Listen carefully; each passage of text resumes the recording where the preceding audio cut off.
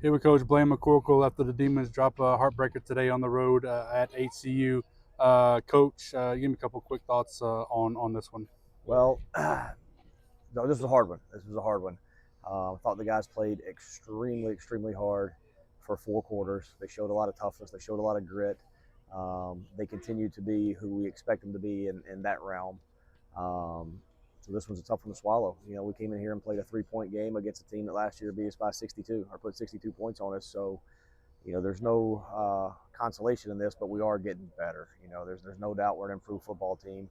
Waiting is extremely hard. But we've got to wait well and keep working and know that our days are coming, and they are. And I think our kids see it. It's a heartbroken locker room in there right now because they know it's coming, and they want it now. And I hurt for them. But, I think storyline of the game, there's a couple penalties in the first half that really hurt us, that kind of kept some things alive for them. And those are things that, going to this game, we were leading the conference in fewest penalties against, or that we gave up. So we were doing some really good things there. So the penalties kind of hurt us there early on. In the second half, we got that fixed. But it just kind of shows where our margin is. We have no margin, but we are getting better. And we'll go back to work tomorrow and try to get ready for Southeastern. And I think you said it, the biggest overarching view from tonight is after what happened last week, for the team to come out and play like they did, go through the ups and downs of those first half penalties and that sort of stuff, and have a chance here in the second half. From week to week is got to be very encouraging for you. Yeah, I know, and nobody more than me, but I know last week a lot of people were really upset about the East Texas A&M game, and heck, I was too. We try to win every time we go out there, but they're a good football team. I think tonight they darn near took Lamar to overtime. Lamar's a top 25 team. I think Lamar's going to be in the hunt to win this thing.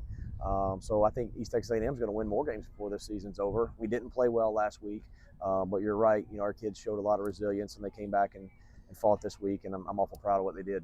Talk to me a little bit about the defensive performance, especially in the second half, only giving up the one score. And like I said, giving ourselves an opportunity, got some big 3-and-outs, some big stops to give the ball back to the offense. They did. We had the 2 big runs, and that hurt. Got to get one guy out of position. That happens sometimes, and that's what we did. So, take away those two runs, our defense showed marked improvement tonight, especially in stopping the run, minus the 2 big ones.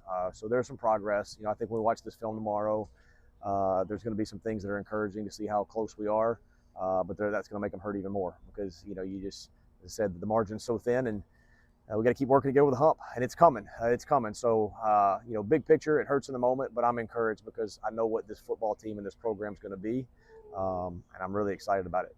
And then offensively, obviously, it starts with Abram. He had a really exceptional night throwing the ball and running the ball. But really, the run game as a whole really showed itself in a lot of different ways with Colby and Mayan and the whole group. Yeah, our offensive line is probably our most improved group on the team from a year ago. I've said that several times. They're still really young. They're still really small. We don't have a 300-pounder in the starting lineup right now because of the youth. It takes time to kind of get there.